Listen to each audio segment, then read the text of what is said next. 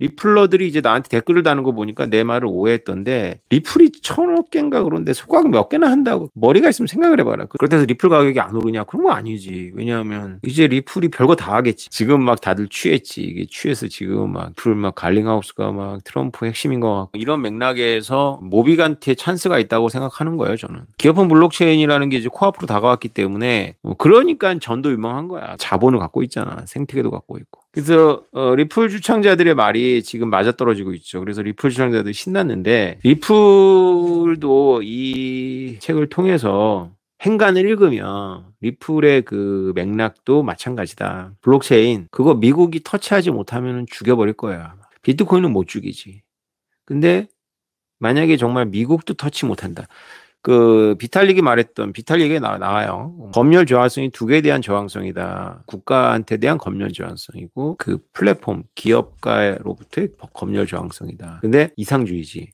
거기서 국가에 대한 검열 저항성이 국가에 미국이 포함된다면 이더리움은 마탱 간다. 마탱에 보낼 거다 아마 이더리움. 비트코인은 못 보내니까 비트 사 모으는 거죠. 하여튼 중국인들이 테더를 너무 좋아하죠. 그래가지고 풀 친구들의 그 주장이 내가 뭔지 알아요. 뭐냐면 미국이 테더를 제끼고 리플한테 스테이블코인을 만들게 할 거다.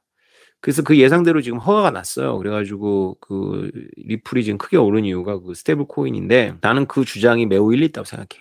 일리 있다고 생각하는데 또 한편으로는 미국은 이게 필연적인 건 아니야. 미국은 굉장히 수용도가 높다. 그래서 굳이 그거를 또 갈아 낄 수가 없다면 끌고 가는 거죠. 왜냐면 테더라는 게 명확하게 중국 게 아니거든. 중국이 싫어해 테더. 하여튼 뭐 서클이나 이런 애들이 미국한테 개기진 않을 거 아니야. 미국의 통제를 받는 기업들이 하니까. 근데 테더도 개길까? 리플러들이 이제 나한테 댓글을 다는 거 보니까 내 말을 오해했던데 내 방점 뭐냐면 리플 회사가 돈 번다고 XRP가 오르는 거 인과관계 없다. 왜냐하면 그 회사 주식이 아니다라는 얘기인데 내가 뭐 그거 소각하는 거 그런 걸 모르는데 하여튼 야씨 리플이 1,000억 개인가 그런데 소각 몇 개나 한다고 그게 인과적으로 가격이 되냐. 그리고 한번 머리가 있으면 생각을 해봐라. 그 소각을 많이 시키면 수수료가 비싸진다는 건데 스테이블 코인은 1달러 고정되어 있는 것이 핵심인데 가격이 높아질 수도 없는 거에 수수료가 늘면 그 경쟁력이 있겠냐?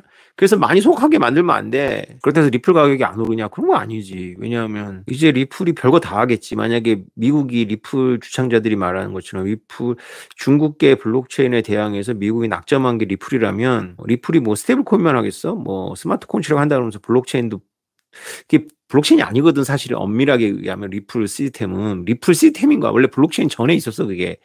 리플 시스템인데 이제 블록체인하고 비슷한 면들이 있겠지. 뭐 탈중앙화된 뭐 장부가. 근데 그거에서 이제 좀 더 뭐 블록체인 기술이 어려운 것도 아니고 도입해갖고 뭐 자본이 있으니까 자본을 모아줬잖아 리플 투자자들이. 그래서 그거 있으니까 이제 이런 산업 저런 산업 하면 되는 거 아니야? 그래서 더 잘할 수 있지. 그래서 뭐 기업형 블록체인이 리플로 모아진다.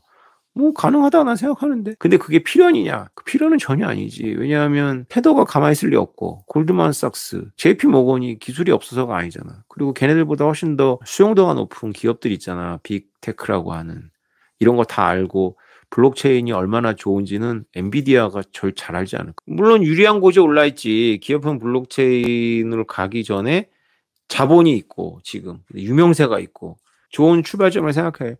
그래서 이 책을 읽다 보면 미국이 리플을 키울 수도 있겠다 생각이 들어요. 리플 얘기 하나도 안 나와요. 그래서 리플이 잘 나가는 게 필연이냐. 그러려면 이제 음모론이 필요한 거고 환경은 조성이 됐다. 리플한테 매우 유리한 환경이 조성이 됐다. 이제 소송적인 이슈가 없어질 거고 그다음에 미국이 좀 애국적인 분위기에서 블록체인을 한다면 리플은 상당히 탄력을 받을 가능성이 있다. 그러면 오히려 이제 유럽 은행들이 거부할 가능성이 있겠지만 아무튼 그 게임 봐야 된다. 근데 이제 역시 리플도 가장 큰 문제는 1,000억 개의 코인의 행방이다. 우리 같은 콘솔이 없다. 그래서 우리는 가격이 떨어지면 수요가 있다라는 믿음이 서로 있는데 리플은 가격이 오르면 어디서 매도가 나올지 그게 두렵다. 이게 본질적인 거지. 그 게임에 수수료 태우게 하고 막 니네 수학 못하냐? 1,000억이라는 숫자가 장난이야. 1억도 많은 숫자인데 1,000억 개가 수수료로 가격이 올라간다는 게 진짜 정말 그게 아니고 리플이 확산이 되니까 신뢰를 얻어서 가격이 올라가는 건 맞아. 근데 그게 나중에 진짜로 수수료 그러면 리플 스테이블 코인을 사람들이 안 쓰지. 수수료 비싼 걸 계속 태워야 되면 수수료가 쌓여야지. 그리고 여러 플랫폼에서 돌아야지 맞지. 그게 리플에서만 돌면 되겠냐? 이왕 만들 건데 스테이블 코인을. 여러 플랫폼을 돌아야지. 생각 좀 하고 살아라. 지금 막 다들 취했지. 이게 취해서 지금 막 갈링하우스가 막 트럼프 핵심인 것 같고 미국이 이제 미국산 시스템으로다가 다 할 것 같고 막 그러니까 막 지금 막 그러니까 막 지금 취했는데 그 취해 있을 때 냉정한 인간들이 있거든. 자기가 내 1,000억만 팔아야지 하는 인간들이 전 세계에 몇 명 있을 거다. 아마. 그러니까 리플은 기업형 코인의 선두주자라고 생각하시면 될 것 같아요. 기업형 코인에 진짜로 그렇게 움직이 갈링하우스가 잘하고 있고 여러 기관하고 엮고 있고 그러니까 주면서 엮는 거 아닐까요? 그거 우리랑 비슷할 거 아니야?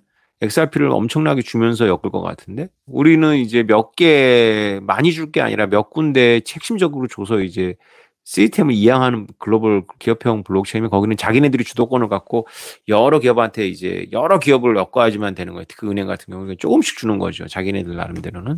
우리랑 전략은 좀 차이가 나지만 어쨌건 이런 맥락에서 모비간티에 찬스가 있다고 생각하는 거예요. 저는. 기업형 블록체인이라는 게 이제 코앞으로 다가왔기 때문에 검열 저항성이라는 게 미국에 대해서까지 검열하면 이건 문제가 되는데 미국에 대해서는 검열이 가능한데 중국 정부나 혹은 뭐 아프리카 나이지리아 정보에 대해서는 검열 저항한다. 그러면 중국인들이라든가 나이지리아 사람들은 보편 자산에 접근할 수 있어요. 그게 무슨 얘기냐면 미국한테까지 그것을 검열 저항을 걸어버리면 미국이 싫어하잖아. 그래서 우리가 이 비트코인 주창자들이 말하는 검열 저항성에 대해 잘 생각해 봐야 되는 거야. 그것이 우리가 무주공산 속에 있으면 의미도 없어 원래. 그러니까 국가가 없으면 검열 저항성이라는 게 의미가 없잖아. 국가가 있는 현존하는 지구에서 검열 저항성이 정말로 모든 국가로부터 검열 저항하는 게 과연 좋으냐라고 물어보면 한두 개 정도는 그런 게 있을 필요가 있겠지. 제한적으로. 그게 이제 비트코인인 거지. 근데 이제 비트코인도 순치 들어간 거야, 미국이. 근데 기업형 블록체인이 그걸 추구한다. 그럼 뒤진다는 거지.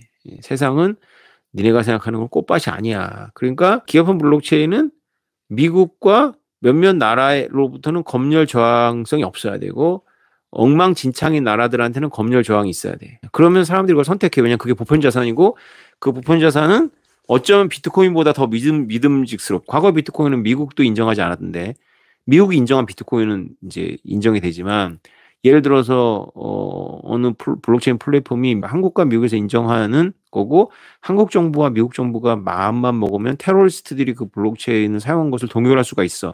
그러니까 허용을 하는데 그 블록체인을 나이지리아나 뭐 아프리카의 탄자니아나 중미 웬만한 국가가 어느 기업가의 그거를 동결하거나 할 수가 없어. 착취도 못해. 그러면 뭐 그게 상당히 그 보편 자산으로 접근하는 길이 된다는 거지. 그런 과정에서 각국이 제한된 검열 저항성, 그러니까 재해석한 검열 저항성이라고 봐야 되겠지.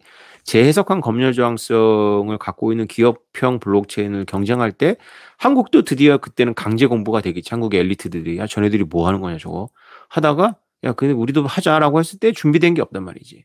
그 준비된 게 없을 때 뭐 준비해 놓은 애가 있잖아. 그지? 준비해 놓고 있으면 되겠지. 나는 오늘 리플에도 좋게 얘기했어. 메이드 인 USA 블록체인, 글로벌 블록체인의 선두주자 리플이고 리플이 계속 그러면서 사업의 영역을 확장해 갔지. 뭐 스테이블 코인 하겠어? 이왕 하는 거 돈도 있고 커뮤니티가 있으니까 뭐 앞서 갈 수 있잖아. 여러 기업을 훌릴 수 있고 뭐 스마트 컨트랙도 하고 뭐 이더리움 하려는 걸 먼저 하면 되는 거지. 주도권을 갖고. 뭐 필요하면 그 비슷한 꼭 그 우리 리플은 이 시스템을 써야 돼. 이런 게 어딨어. 필요하다면 이더리움 같은 거, 솔라나 같은 거 만들어가지고 하면 되지. 그러니까 전도 유망한 거야. 그러니까 이제 자본을 갖고 있잖아. 생태계도 갖고 있고. 다른 기업이 그걸 하려면 아무래도 무에서 유를 창출할 수는 없고 부서도 만들어야 되고 예산도 써야 돼. 수백억 들어가. 근데 뭐 수백억 안 들어가고 이미 여기까지 왔잖아. 그지?